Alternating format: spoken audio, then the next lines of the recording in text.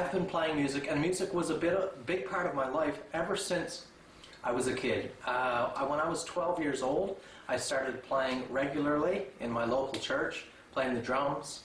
I've played guitar in church off and on, and I played, for a lot of years, played bass in church. Various churches throughout the province, playing drums and bass. Piano, I've always just picked at a little bit. I've never really learned to play the piano. I believe my parents bought me a keyboard at one point when I was younger, and I played with it for a little bit. I always had an interest. I always picked at the baby grand at the local church. I still do now. A lot of times when I go into our church down there, I'll pluck a few keys on the piano because I just love it. I love it. Something draws me to it. But pianos are big, pianos are expensive, they're hard to get, and I was really happy with my little keyboard until I went and tried the few things I learned on the church's baby grand and felt those weighted keys, and it's just something special. So let's bring all that around. Just a couple weeks ago, I started hunting for an upright piano. I got the urge, I got the itch. It happens to me a lot with different types of things, and I decided I wanted an upright piano, both for me to learn on and enjoy, both for my household, just to build more memories, and I want that for my girls, because I want them to be able to learn the piano. I already have the guitar and the bass and the drums and the mics and the recording gear and all of those opportunities for them. But a piano is I think one of the best instruments a child can learn. It's a beautiful way to learn music in general. And I've found that once you learn one instrument, all of the other instruments become fairly easy to learn. You still have to learn the hand skills and the actual tactics, but the theory behind it is all the same. So that's the reason why I really wanted a piano for our house, and I scored this beauty just earlier this week. So I struggled, managed to get this in the truck, me and a couple other fellows at the site where I bought it. I got it for a cheap price, and I got it in the truck. I didn't inspect it, nothing like that, because I got it for a cheap enough price, and the guy gave me a deal. I didn't want to go picking at it. But I brought home this Kimball artist console.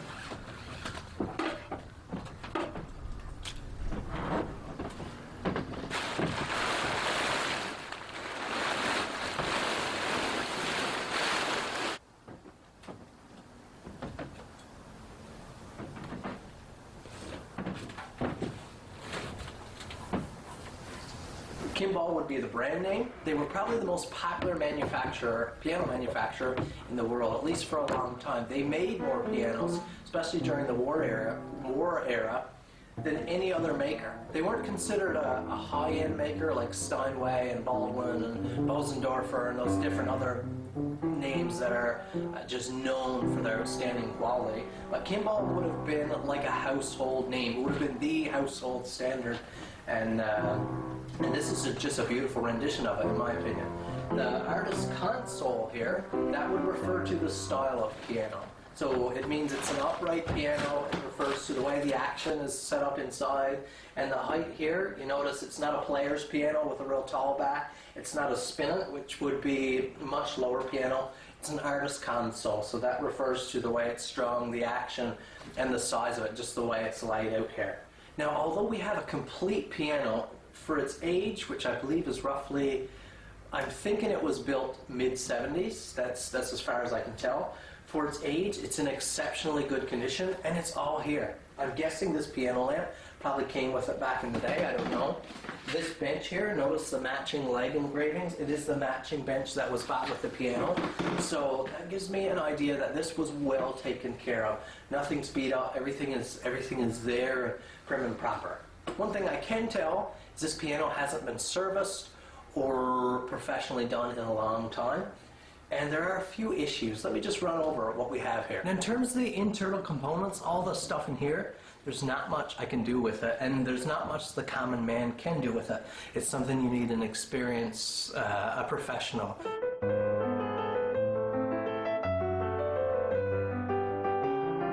Outside of needing those mechanical and pliability issues addressed, the biggest issue is the finish on the piano. Of course, being 30, 40, 50 years old, It's been worn, it's been touched up in different places, I'll show you here, and poorly touched up. A lot of the components are dry and creaky and just a little rough. Some things are a little bit sloppy here. This piece needs to be addressed. We've got some bad piping there. The piano has some beautiful brass components, which you guys know I love brass, and I love polished brass, but they are far from polished at this point. Heavy tarnish. And just in general, the color. This was very traditional color at the time, sort of that chestnut brown, and I really don't like it. Let me tell you, before you guys start freaking out about this being an all original piano and stuff, I thought really hard when I got it home and I inspected it and saw the condition, how original it was. I said, there's no way that I can strip this piano. The more I looked at it and thought about how I don't like the color and how it's roughed up and stuff, I made the decision that it is my intention to strip it and recolor it. We'll get to the color later on, but that is my intention, is to completely refinish this piano, and I am so excited. Let's take a look inside here. Let me give you an idea first. Again, I'm not a piano player, but let me give you an idea of what it sounds like right now. So I've already compared the pitch of the piano to standard tuning, and it is, the whole piano is down in tune. So the professional, when he comes, will bring the piano up to tune.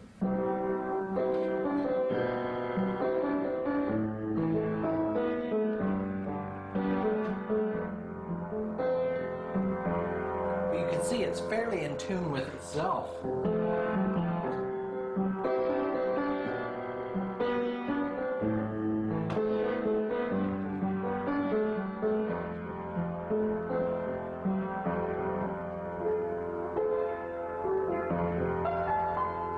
Anyone with a musical ear will hear definitely that it's out, but everything works, everything's here, it's in half decent tuning. Like, someone could buy this cheap piano, stick it in their house and have years of enjoyment out of it, but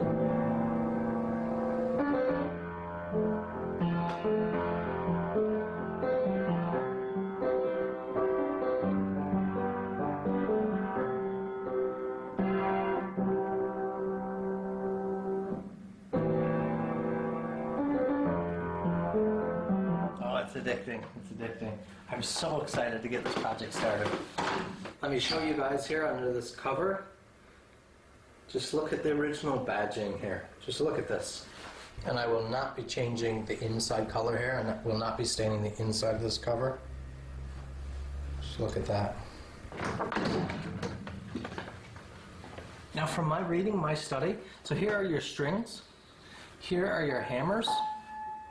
So you see that? You press a key, the hammers go forward, little felt ends, and they strike the strings. They make the strings ring.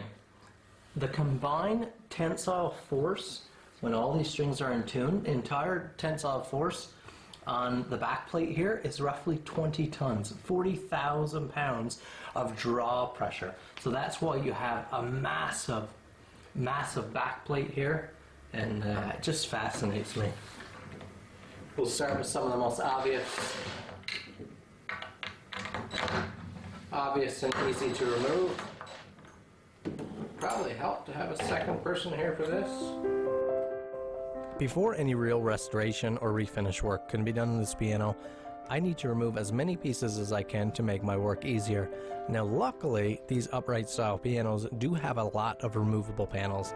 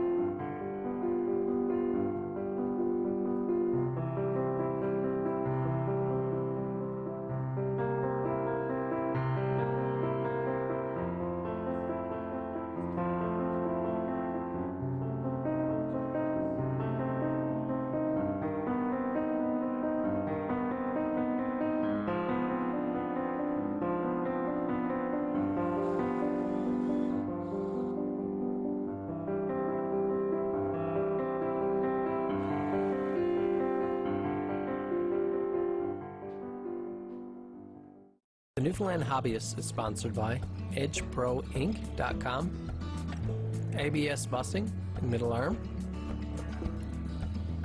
By the Sea Inn and Cafe located in Kings Point, and Noble's Timber Mart with locations in Springdale and Bay Verte. I don't know in what manner these badges here will come off, if at all. Knobs are no problem. I'm thinking these are probably tacked in there. Looks like little nails made onto.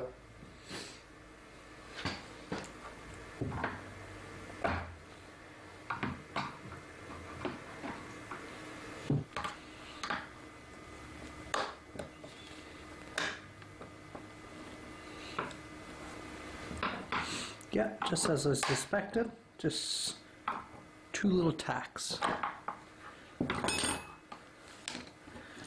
That's nice. You think that's actual brass?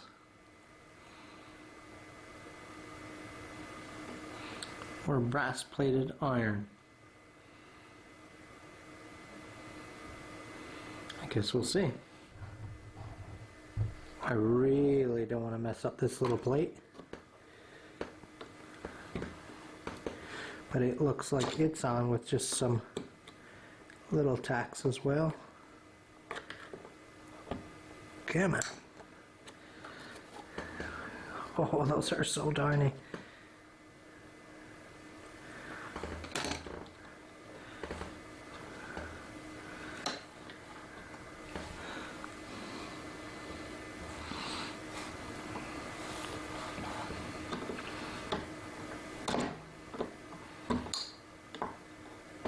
Some people might just keep this on and kind of stain or try to clean around it, but you never get real good results like that, I've found. It always looks like you didn't remove the badge. Looks like you didn't take the time.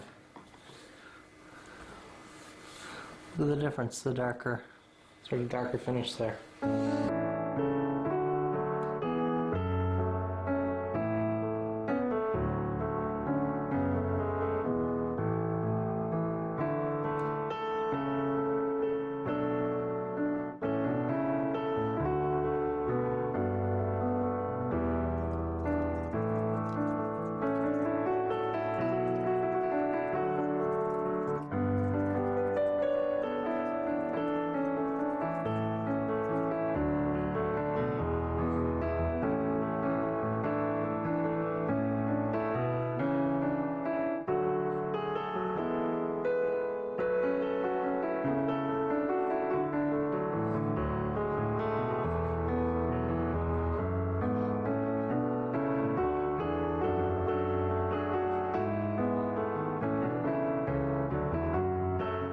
And now time to blow away 50 years of dust and debris.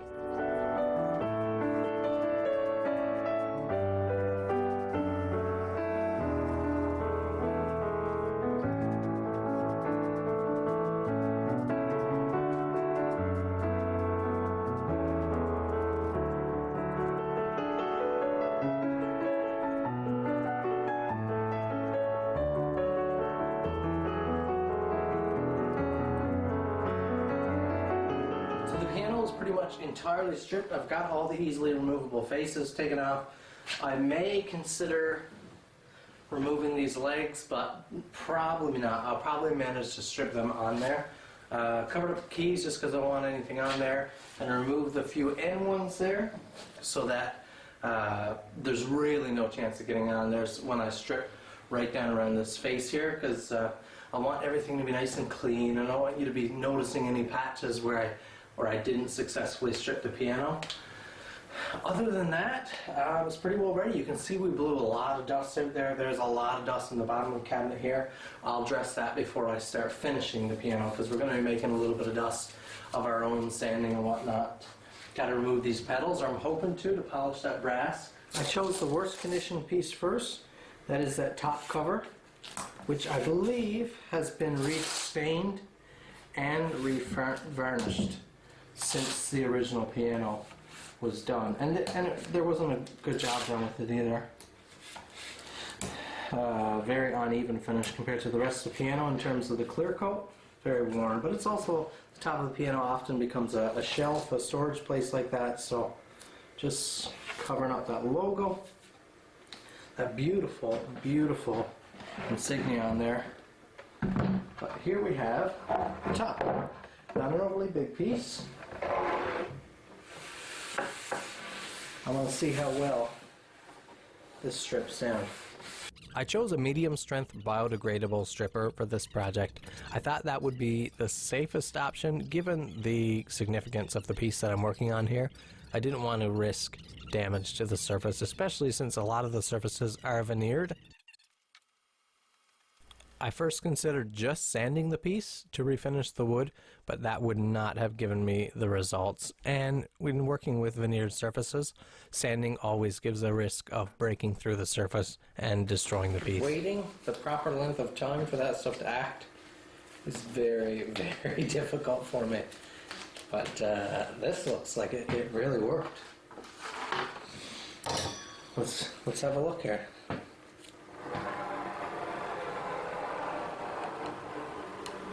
Oh, yeah. Look at that sludge. All that nasty clear coat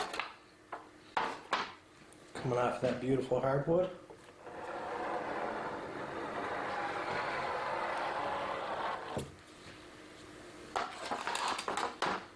Wow. That would be a lot of sanding, a lot of dust right there.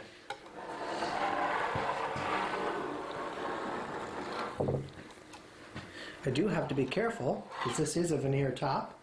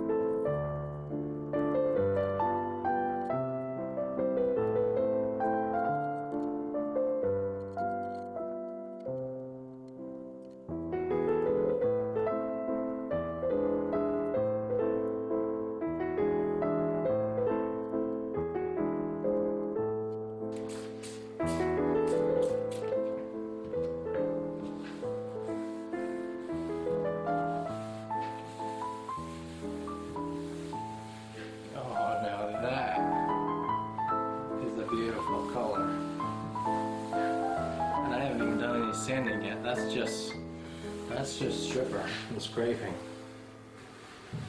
Wow, that's beautiful. A little bit of Varsol I'm using here, just to cut the glues left over that are kind of sticking from the stripper, the gunk, it really helps cut it off, you know? And it leaves the surface, it takes like the slimy stickiness off the surface, which does tend to remain. It's really hard to get off without using something like a bar saw, I've found in my experience so far. The bar saw now, once it dries out, after wiping it down like this, will leave a nice smooth finish. This should give you an idea now, the color that we have right here compared to the original pieces on the piano here. And this is wet, so this is going to be darker. It's also still carrying a little bit of that stain and stuff. Once that dries up and we sand it out, it will lighten up quite a bit as well. And then of course then we'll oil it.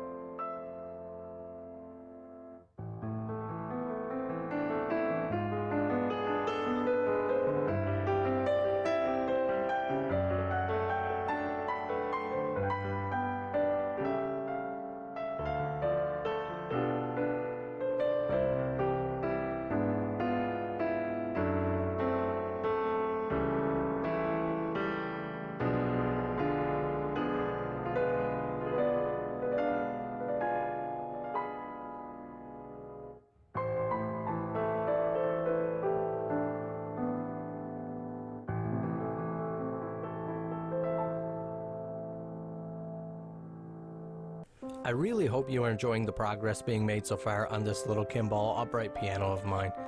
I want to give a huge thank you to my sponsors. If at all possible, please go ahead and support them. They help make this show possible. I want to give a big thank you to you guys, the viewers.